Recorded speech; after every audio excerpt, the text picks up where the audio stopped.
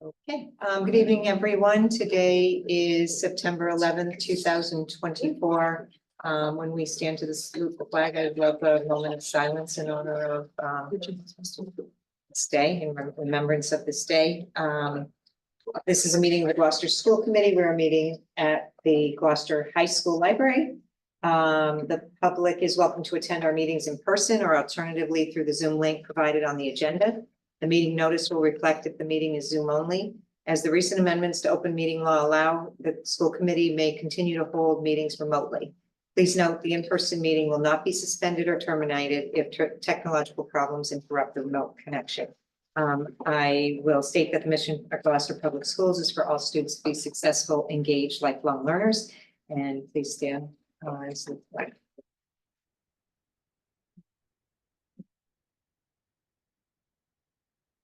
I pledge allegiance to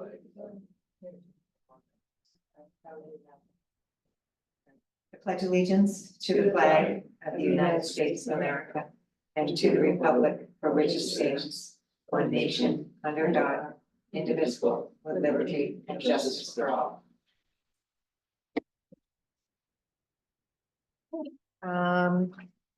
First item of business is oral communications. If there is anyone that is online and would like to speak, because we have nobody here in person. So if there's anybody that is joining us, I see none. Okay, recognitions. Recognitions? Go ahead, Laura. Well, just the general school started off with smiling faces and happy students, at least that I saw. And just grateful to begin another school year.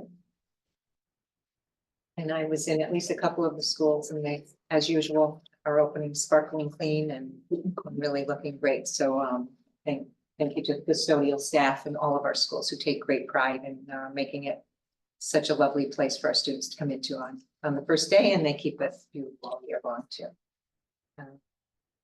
Okay, next item is Gloucester High School Student Advisory Council, and we have Jane Herman with us tonight, and we are delighted that you are joining us.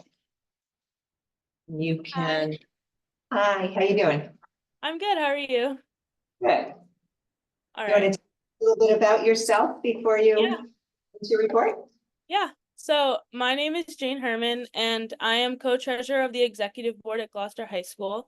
So I get to kind of oversee the whole student council and everything that's going on at Gloucester High School, and I get to work alongside Miss Menery to make sure everything runs smoothly.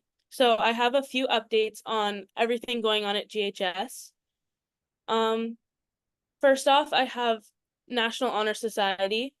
Today we piloted a peer mentoring program in which small groups of National Honor Society students will periodically visit their assigned freshman homeroom to help with the transition into high school.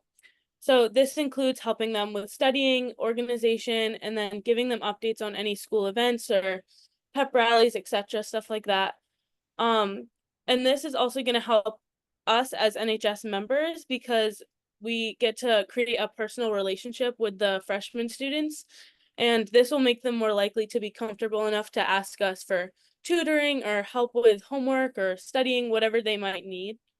And then National Honor Society is also planning a fundraiser with the Rotary Club, and our idea is to ask for donations of cereal boxes, and then we plan to line them up going from the high school to the open door and then creating like a video of a domino effect. So our goal is to raise as many cereal boxes as we can and then line them up all the way up to the open door. So that's pretty much everything that's going on with NHS. And we do have the opportunity to have NHS as a homeroom this year. So we're going to be meeting more frequently, doing more fundraising activities, stuff like that. Next up, I have information from the senior class. So they are currently planning their semi-formal dance for November 4th, and it's going to be held at the Black Swan Country Club. And we have several events this year because of course we're seniors. So we have prom, senior banquet, semi, stuff like that. So we do have a lot of fundraisers coming up, including our 4th annual Minglewood fundraiser, which happens usually the Tuesday before Thanksgiving. And this really helps us to raise funds for all these events that we're going to have going on throughout the year. Next I have information about the freshmen. So they've just completed their 5th day at school, or 6th day now, actually, I'm sorry. And they have the opportunity, if they'd like to join student council, to pick up a student council sheet where they'll have to get signatures from their class, signatures from their teachers, write an essay about why they would like to join student council, and a few other mandatory checklist items to make them eligible for student council. And these are due next Monday, September 16th. And following the submission of these student council sheets, elections will be held during homeroom next Wednesday on September 18th. And we like to do this as soon as we can, even though it's so early in the school year, just so that the freshmen can start getting to know each other, especially the kids on student council, and then they can start planning for the pep rally, which we have coming up on October 4th. So that's really our first school-wide event that we're gonna have, and that's it's followed by the first home football game. And so leading up to the pep rally on Friday, we have Spirit Week, September 30th to October 4th. And we're still deciding on what Spirit Days we're gonna have, but we wanna make sure that the freshmen are ready to lead their class through this week and set up for the pep rally and everything like that. Another school-wide event is Think Pink. So October is Breast Cancer Awareness Month, and soon students will have the opportunity to purchase Think Pink shirts, and all the proceeds will go to the Sunshine Fund, which is designed to raise money in support of any community members who are battling cancer. And then in addition to that, I want to circle back to NHS, because NHS is going to be selling pink bows, which can be worn on clothes, backpacks, whatever you'd like to, wherever you'd like to put it. And those proceeds will also go to a GHS student in need. And then lastly, I just want to touch on some new policies that GHS started this year. So the first policy deals with the use of cell phones. Starting this year, students are required to place phones in an organizer at the start of every class period. During passing time and lunch, students can use their phone, but during the class period, they're not allowed to. A week in, I can already tell that this new policy is helping me and my classmates to focus more in class. I've also noticed that it has taught me to put my phone out of sight while working on homework so as to stay focused. The second policy is SmartPass. Students are required to create a SmartPass on their Chromebook before leaving the classroom. This allows administration to monitor and limit the amount of students in the hallways, bathrooms, etc. While there are a few kinks in this system still to be ironed out, we are collectively learning how to properly utilize this new tool. Overall, these new policies are beneficial to students and the school as a whole because they're helping to create a more focused learning environment. So that's all that I have from GHS. If anyone has any questions or comments, I'd be happy to listen to them. Go ahead, Melissa. I just want to say that was great. Great. Thank you. Absolutely All the great. information. Hi, Great Jane. Great report. Welcome. Circling back to the cereal boxes, which Yeah. there's a in my house. Are you taking donations from the public? Yes, I think so. Okay. We haven't fully discussed it yet. We're just starting to think of ideas, and I know we talked about trying to get every student to donate at least one cereal box, and then I'm sure, of course, we're going to be accepting from the public because we're always happy to take donations. We typically do a fall food donations bin anyways, right before Thanksgiving. So, and that's from the public or families of the school, like wherever we can get donations from. So yes, absolutely, we'll be accepting boxes from the public. Thank you for letting us know. Yeah. Anybody else? Jane, I was glad you mentioned the cell phone policy and your thoughts on it so far. That's terrific news. Yeah, I think it's going well, and I think the students are accepting it well. It takes a bit of adjusting after the past 3 years of having a different policy, but I think that everyone's been pretty open to the change. Okay, well, we will let you get on with your evening. You're always, you're always welcome to stay. Not just to observe, but you can participate in our discussion. In at least the next meeting or two, we'll probably be having a public hearing on the cell phone policy at the school committee level. Okay. So you want to see if anybody on the advisory council wants to, come and listen and maybe weigh in when we have our discussions. Yeah. So, you're always welcome. Okay, thank you. Great, Have a thank you. nice night. Thank you, Jane. Thank you. Excellent. Okay, next item of business is the consent agenda. Anybody have any items they would like to remove? I move that we accept the consent agenda. Second? Okay, moved and seconded. All in favor, say aye. Aye. Okay, carries unanimously. I will just point out, we have, the annual gift for the Robert and Natty Story Corner, which is always a wonderful gift to our schools, that we get annually for books in the elementary schools. Okay, deliberations on education issues and the superintendent's report. Great. Good evening, everybody. We're starting off my superintendent's report. First of all, as we like to say, we do say in many, many ways, every day matters and everybody belongs in the Gloucester Public Schools. I'm gonna start tonight by just addressing and giving an update on the violent and troubling incident that involved a teenager just prior to school opening here in Gloucester.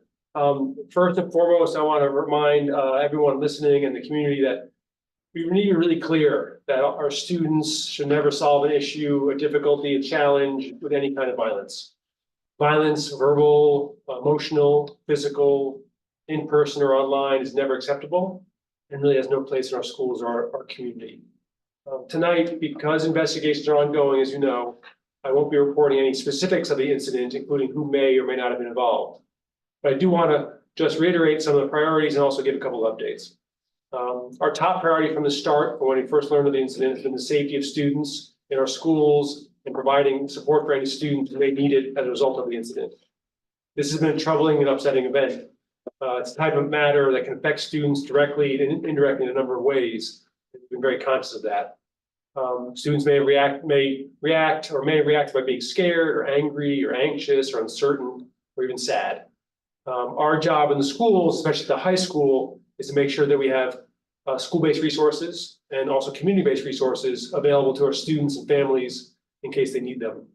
Our responsibility is to make sure that the kids are coming to school and feel that school is a safe place for them. And we've been doing a variety of those things. This support includes working with individual students and groups of students to help them know that we care about them, are here for them, and we can help them get additional support or counseling if they need it for any reason. It also means directly working with families. It means looking at our attendance rolls and seeing if there are any students who aren't coming to school, and then checking out to find why. So those are proactive, protective measures we've been taking. The good news is that not too many students have been needing additional support. But we'll continue to be vigilant and providing support as necessary. On the matter of investigations, so as both Principal Cook and I have communicated to families, both about the support we've been providing, but also about investigations, our other top priority is making sure we're doing everything we can to ensure that any investigations are thorough, fair, and abide by all the laws and regulations we are held accountable to. We must follow all the appropriate legal procedures to ensure that the rights of anyone involved are protected. So we and any Massachusetts district are obligated to look into the possible violations of bullying, harassment, and discrimination laws. This includes both federal and state laws, and we do it in a specific order. First, we look into whether there may be a Title IX violation. And Title IX, for those who don't know, is discrimination based on sex or sex-based harassment. And then after we determine whether or not we will pursue a Title IX investigation in a case like this, then we look next to decide whether bullying or harassment investigations are necessary. And then in addition to that, once our police report is complete, we look at that, see if there are any school rules violations that would warrant school discipline. Okay, so there are many layers to this, and they're also very complicated. For example, Title IX regulations have recently changed. We have to interpret and use the new ones. but the complexity of because of the complexity of the investigations, some of the rules and regulations, changing, being new, and also the whole high profile nature of the matter, I've decided based on legal counsel's advice, and also after conferring with the school committee chair and the mayor, to use an outside investigator to conduct any investigations the schools have to conduct or pursue. The investigator, we believe, will both help us determine exactly which type of investigations need to proceed, and also will lead them conducting with our staff. So just again, a difficult and challenging incident, one that obviously has affected our students in a variety of ways. As I've already said, though, really appreciate the high school leadership and high school staff, particularly our clinical staff, our adjustment counselors, guidance counselors, and others. Being aware, being there for our students, and being conscious of and concerned about their well-being, and also really appreciate some district leaders as well who supported us. So we're continuing to pay attention, and we'll pay close attention to the matter and make sure we pursue it as appropriate. Any questions from the committee? Go ahead, Melissa. So, any student under the age of 18 is considered a juvenile. So this isn't a conversation that we would technically be having at an open meeting regarding any investigation regardless, because of the age of the. Yeah, we won't be reporting specifics publicly in I any thought way, you shape, or said you were form. going to give us a report, and I was. No, saying no. So I said that I won't be reporting any specifics, just Okay. give an update. No, but that's all, Yeah. it's a good point, though, Yeah, is what, often folks want clear, specific answers, okay? Often they want clear, specific answers very quickly. Mhm. And both because of the complexities of the matter and also the complexities of any possible investigations, as I said to, families, my communication, these things take some time. So, but also at the same time, as you're bringing up, to protect, for privacy protection, but also by law, but also out of respect to individuals, we can't share any details of any specific matters, disciplinary or otherwise, about students, so. thank you. Yeah, absolutely. So, Okay.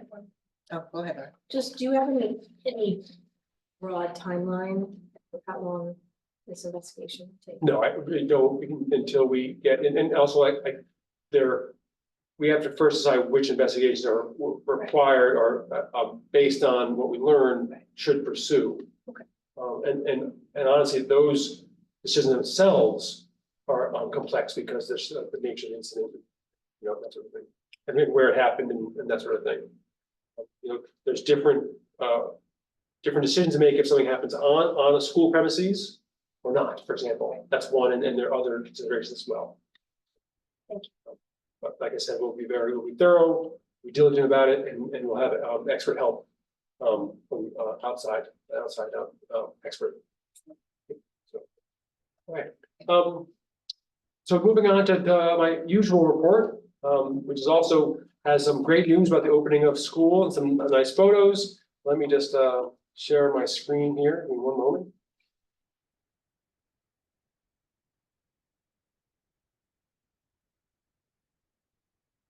There we go. Like I said before, I'm going to say it all the time. Every day matters in our in the Gloucester Public Schools, and everybody belongs.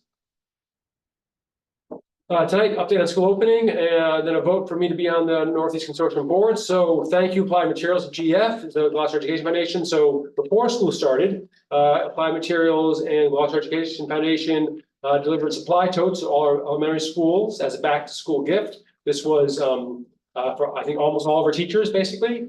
It was sort of a goodie bag filled with supplies, paper towels, probably pens and Erasers. Kathy, you clearly there. Markers, Evidence of- Markers, So just appreciate, as always, such great community support from Gloucester for our schools, and here's the another example of it.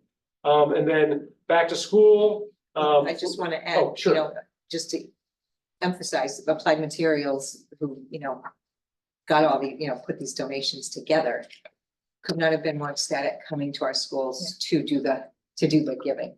Right. So just real proud of, happy for each bump. Excellent, excellent. And then obviously a lot of work putting all the bags together, obviously, but then helping out too and distributing was just a big deal. So we had our opening day welcome back program for all staff, which started at O'Malley like it has for a number of years when we're not having a pandemic. And that got off to a good start. The mayor and Chairperson Clancy spoke. I spoke as well as Rachel Rex, the president of the Gloucester Teachers Association. And then folks are off to their schools to plan and do some final preparations for the school year. And then we had our first day of school a week ago. So we've had all the school days so far, all the weekdays. We've had school on all the weekdays so far, and 2 on Wednesday. But here's a photo on East Veteran. So they had their start again. I believe that's a Blue Shark shirt, but I can't quite tell. And pants. That is awesome. Beeman, of course, looking good there. The modulars who, as you remember, a couple of years ago, we redid, looking great. Beeman sign. Beeman has one of the greatest openings we have because, because of just the way the school is situated. Most of the students are in the courtyard in the back with their families, helping them drop off once we're there. And then folks go directly into their classrooms, but it is quite a scene of happiness and emotion, trepidation on the parts of parents, more often than students, but it's just a neat scene. And as you know, we had a great day for it. First day is here's West Parish. The PTO always does a great job there of getting sort of these signs and welcome signs for folks. And you can see folks taking photos the first day at school framed there, or the first day of kindergarten. So really nice there. Excellent photos. Plum Cove here, kids already learning and drawing and getting connected with each other. Some pretty cool looking tables. Tables didn't look like that when I was younger. So, but they're modular and they're designed for group work and individual work there. Here's a preschool. So first day of preschool was yesterday, Tuesday. And we got some new preschool size person furniture in the front of the welcome area there. So it's pretty nice. And then there's more at the preschool. You know those two people on the right there? Are they? That's Axel. Yeah. That's Brittany Holmes, who is executive secretary to Amy Pasquarello. That's at least one of her children there. Looking good, looking happy. So update. So anyway, so we're off to a great start in terms of our schools. I'll give you an update on a couple things in a moment, just in terms of hiring, but just really pleased with smooth starts. Transportation has worked well, better than it has in the past. Still always a challenge with transportation as people get things sorted out, but I think we're doing better and better on that one. And but there are some changes. We still do have in terms of always need bus drivers, always need crossing guards, always need bus monitors. So we always advertising for this. Great to get word out from PTOs and other folks on Facebook. Bus ridership was also up this year. You can see the data down there on the bottom on our full-size buses from just under 1,000 students to about 1,049 students.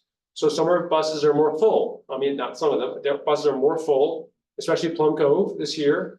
And had a little bit of a hiccup because we were Plum Cove because the buses are fuller than more kids riding the bus.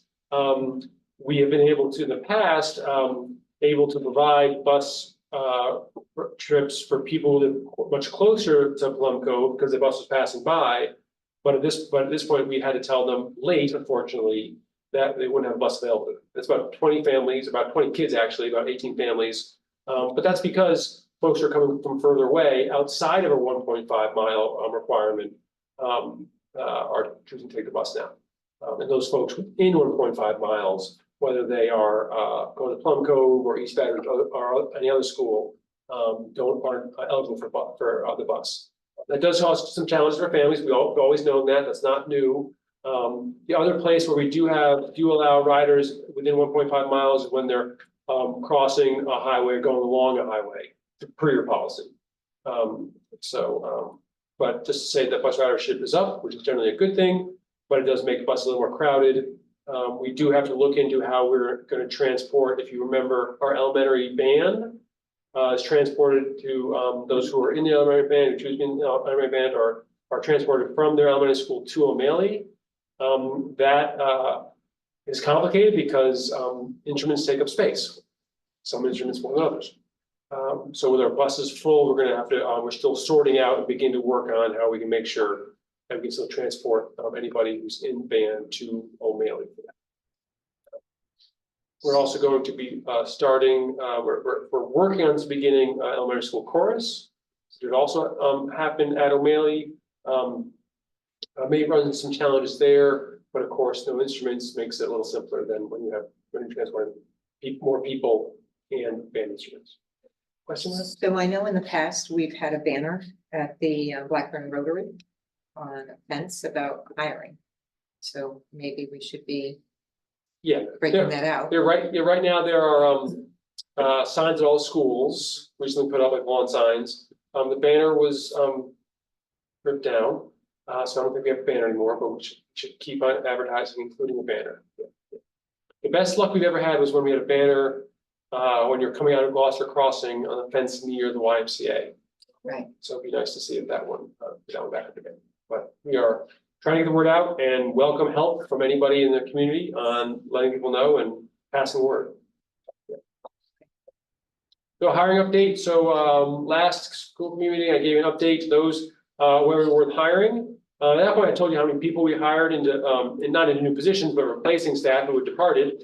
Today it's just about openings left. So on the left-hand column here, oops, sorry. You have how many openings are reported by position 2 weeks ago. And on the right-hand side, you have current openings. So we've gone from 16 openings to 12. And then, which includes 2 teachers, 1 clinical staff, that's a occupational therapist, assistant paraprofessionals, food service and supervisors, and then that's all really. On the right, you see by school. So 1, 2, 3 of our schools have 1 person, or no, actually 4 of our schools have 1 person or fewer. Beeman and Plum Cove are fully staffed. East Veterans and West Parish have the most openings at this point. East Veterans 2 teachers, that's a special education teacher and a multilingual education teacher. And then West Parish 2 paraprofessionals and OT assistant, and then supervisor, and then O'Malley and GHS have 1 paraprofessional, with GS also having 1 food service person also. Not difficult, I mean, challenging. Whenever you're short staffed, it's challenging. And also challenging to get applicants at this point, especially for paraprofessionals. But in any, East Veterans and West Parish, obviously being challenged the most right now. The other schools actually in quite good shape. But continue to work with East Veterans and West Parish. Really importantly, as you will remember, we've got a family and community speaker series, which Amy Cam has organized in a variety of different ways with the Department of Health and also other community partners over the last few years. We are starting off this year, September 19th at 5 p.m. with a very important speaker about screens and phones and helping families learn about the risk of cell phones and being connected all the time, and also helping them learn how to manage cell phones in the family. This is sort of a piece of our ongoing work on the policy policy revision related to cell phones in schools, and always wanting to help our families deal with some of the most challenging parts of being parents and grandparents and raising children. So Devorah Heitner, who is the author of 2 books, Growing Up in Public, and also Screenwise, is coming to speak to families at the high school on September 19th. But the audience is all families. Middle school families, those families with middle school students should really choose to come. That you are and high school are the target market there, so to speak. But of course, families with younger students are also either their students have phones perhaps, or maybe they're being pressured to get phones. And Ms. Heitner will be very helpful in terms of learning about some of the challenges and also strategies on how to help your children navigate things from group text to social media and more, and also the impact around body image, sleep exclusion, and boundaries in a connected world too. So that's 5 p.m. That actually precedes or is adjacent to the back to school night. So meet teacher night at the high school, very purposefully. I'm hoping to draw in more families from the high school for that event, and then continue for meet teacher night. but as I said, taking place at the high school, but open to all families. I hope we get a big turnout. Is it open to the community as well? Yes, yeah, family, and that's why we call it Family and Community Speaker Series. So, yeah, but that's a question. And Ms. Heidner is also doing assemblies at O'Malley during the day for students, right? For students, Students. yes, and the first 50 families that come to the evening event will receive a book, It's the first 50 one families. of the books that you have received. And are we imagining it's gonna be like an hour? When does back to school start? I believe it'll be an hour. We might have right here in a moment, which when Community Teacher Night work opens at Okay. Yeah. for about an hour. But please, anyone listening and all of you and PTOs, please help us get the word out. We can send you a little, this flyer and others is also on our social media, so you can reshare on Facebook. But please help us get the word out. It's always a challenge with busy lives and busy families for folks to learn about what's going on, but this one I think will be very helpful to folks. Just one sports thing about varsity golf, which has been just dynamite last number of years. Started off 2-0. So some of the good folks are number 1, number 2 golfers. Don't know their first names. Sorry, we'll find that out. But they are 2-0 right now and really starting off very strong as always. And then GHS Theater, 2 performances. Going a little bit lighter this year than from last year. I think last year was Anastasia and Mean Girls, both great productions. I'm sure these will be great productions too. So the fall play, the fall we always have a play at the high school, and it's Make 'Em Laugh, which is a comedy about a high school student high school students want to become comedy writers, but they get trapped in a alternate universe, a multiverse that combines elements of Pleasantville, the movie, but also sitcoms like Friends, Seinfeld, and Golden Girls. Supposed to be really, really quite funny. It's a newer comedy. And then the musical will be James and the Giant Peach, of course, the Roald Dahl, based on the Roald Dahl's novel.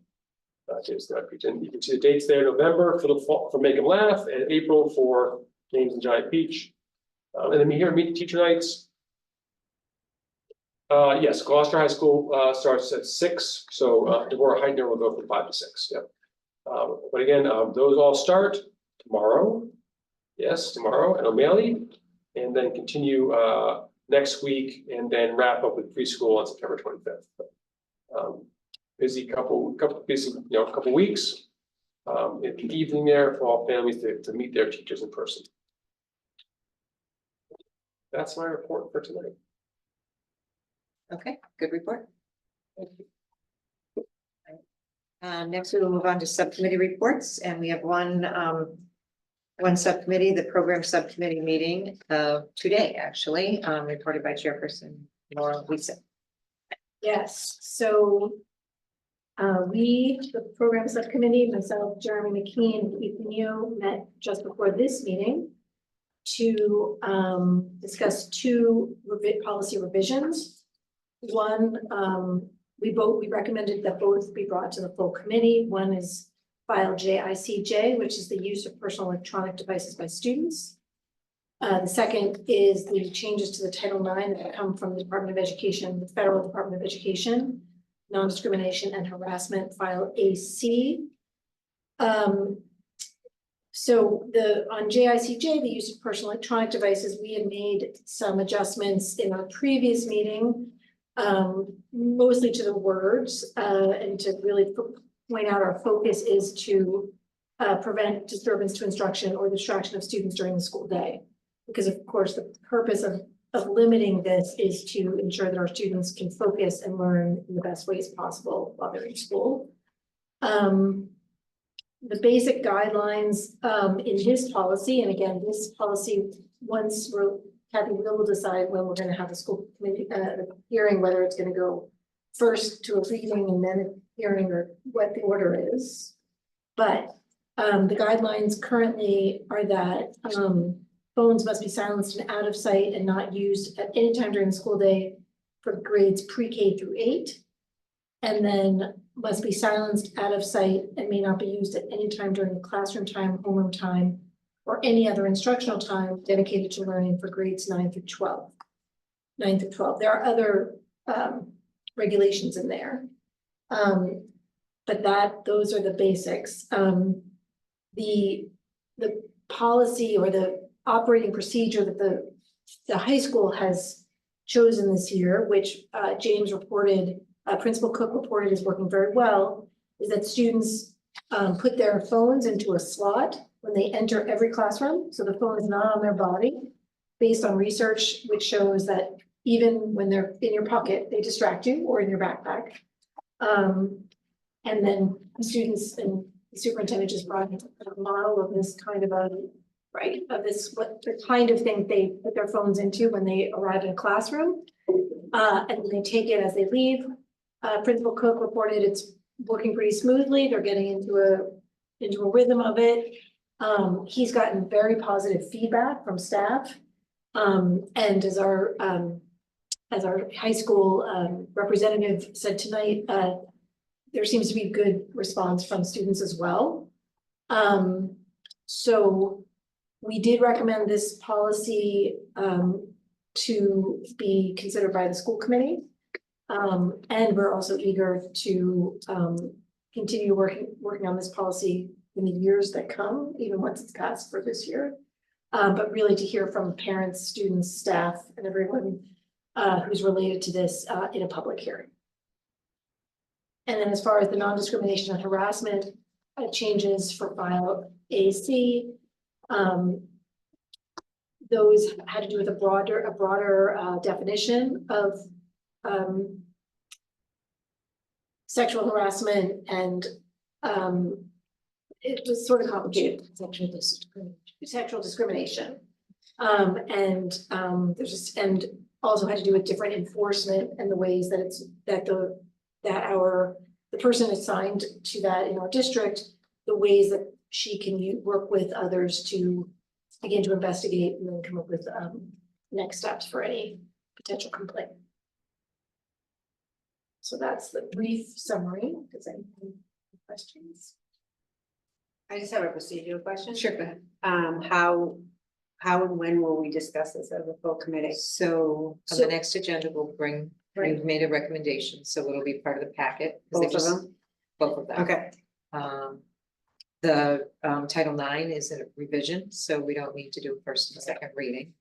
So we'll put that to vote next meeting. My suggestion is, and you can tell me if you have different suggestions, that we'll do the first reading next week. And should we do 2 weeks now. 2 weeks, sorry, next meeting. And should we do a second reading prior to public hearing or in between?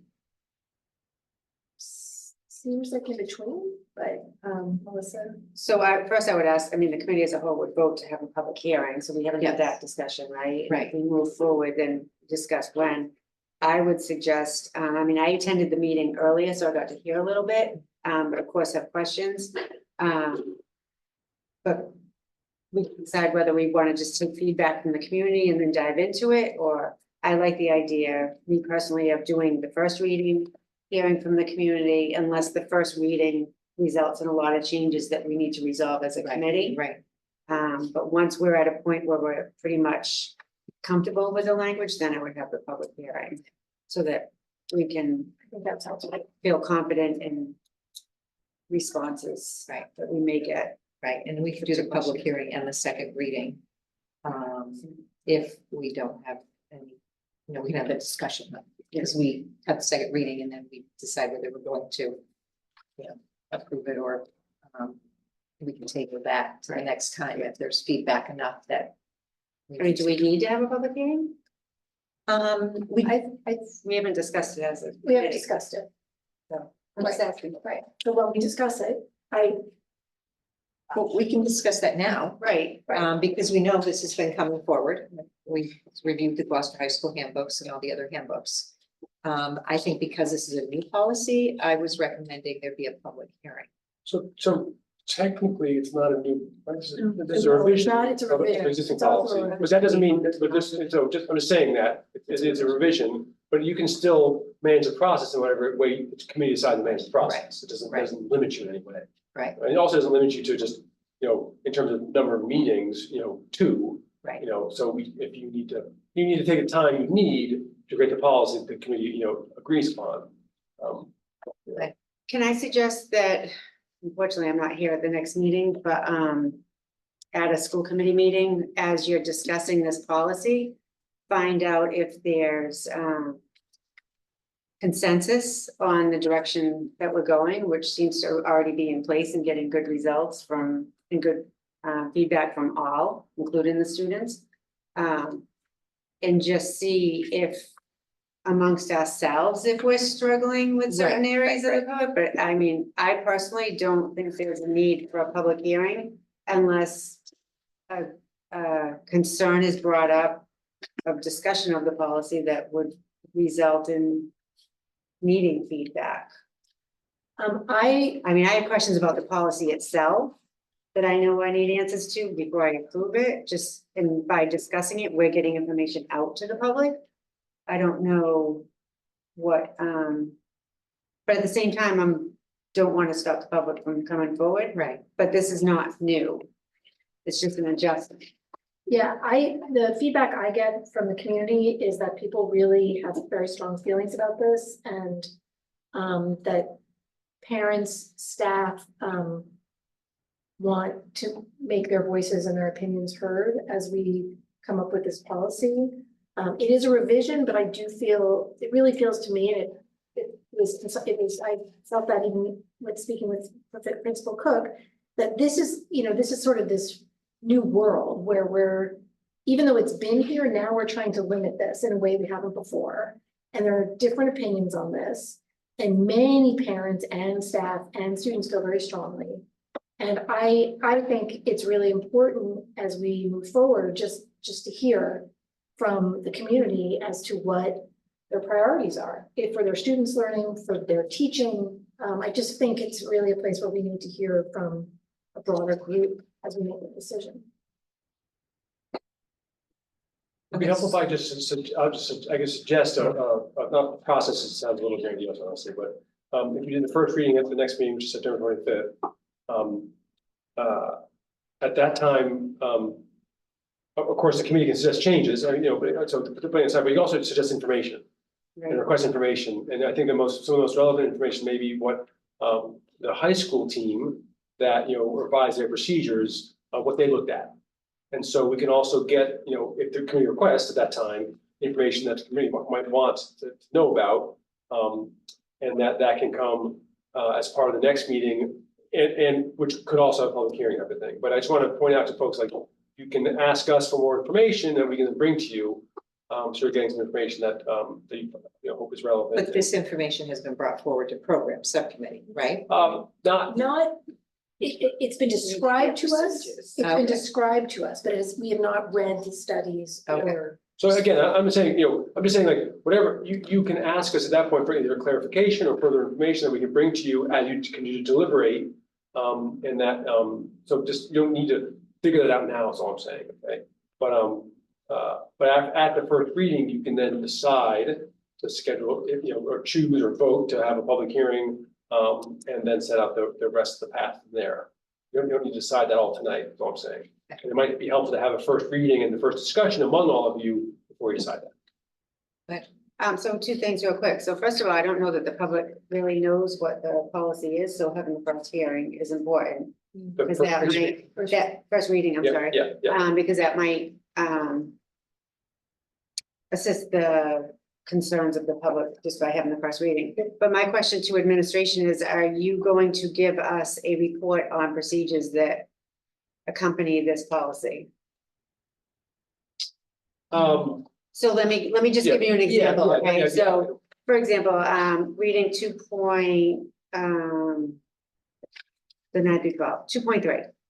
So must be silent and out of sight and may not be used at any time during classroom time, home time, or any other instructional time. And before I continue, I just want to say I support not having cell phone use in school, so I don't want to sound like I'm going in that direction. You're just explaining the point, maybe. Right, so I'm seeing that there's a block that you put phones in. So do the students have an opportunity to put it in their backpack? So that this policy does not address that. This says out of sight. It doesn't say out of sight, out of your possession in a place where you don't have control over it anymore, that's different than what this policy says. So I'm So those are the types of questions that need to come up at the first reading. exactly, Yes. so that's why I asked, are we gonna get a report on procedures, because this, to me, is vague, too Sure. vague. Yeah. If that type of procedure is gonna be put in place. So we will provide you whatever you ask for at the first reading. So I'm just saying, I just wanna know the If procedures. you're not that's gonna all. be here, you're gonna. No, it's October 9th. I Okay. forgot about the end of September, Yeah, so. yeah. All right, So, good. yeah, so again, whether it's So we'll have a good information, conversation. how it's happening, Yeah. or procedure sort of stuff, we will, at the committee request during the process, then we'll provide that to you, and you'll have that available to you, the second time you meet about it, basically. So, but this is my point. So when we do the first reading, am I gonna be aware of the procedures? Cause I can't do a first reading and agree to it if I don't have the background of procedures. We can explain to you how it's happening at the Okay. high school, Okay, okay? But remember, you're not voting on the procedures. no. Yeah. But, But parents are gonna read the policy. right, we're Yeah. gonna read the policy, which I just made a point is vague compared to what the procedures are. So before I can approve a policy, I need to know the procedures. I'm not saying I can approve the procedures. I just need to know how it's gonna work. And Because what sometimes, this says is different than what you do. I want to be clear that we can share with you what we're doing now, which is Yeah. aligned with this policy revision. Okay, So yeah, so we can do that. and I will remind the committee, sometimes we do have policies and the procedures are that are part in of the our policies. manual. Exactly, like the bullying policy. And also sometimes you approve a policy, then we create the procedures afterward. Exactly. Yeah, so it Exactly. happens different ways. Yeah. This happens in this case, which is actually pretty unusual, I think. We actually are following the procedures that the policy then, the proposed policy is aligned with. So we Right, have so those, that's- we're operating this way already at this point, so. Okay. That was our programs meeting. Okay, so next agenda, we'll talk more, move along on that business. Okay, we are moving on to action. And the first is accepting a grant. I move that we accept the fiscal year 2025 FC 0335 Safe and Supportive Schools Continuation Grant in the amount of $10,000. Second. Okay, any discussion? All in favor, say aye. Aye. Okay, second item of action, we approved this in executive session. I move that we approve the Teamsters Local Union number 42 bus monitors memorandum of agreement effective July 1st, 2024 through June 30th, 2027. And the terms of the changes are in our packets. Second. Any discussion? Okay, all in favor, say aye. Aye. Okay, and then we need to vote for the superintendent to be on the board of the Northeast Collaborative. North Shore Educational Collaborative. North Shore Educational Collaborative, we should have spelled that out. Yes, sorry about that. The North Shore Education Collaborative is our special education collaborative based in Beverly. That is a number of different schools, Recovery High School, Kevin O'Grady, K-12 school, Topsail Vocational School, sticking one right now.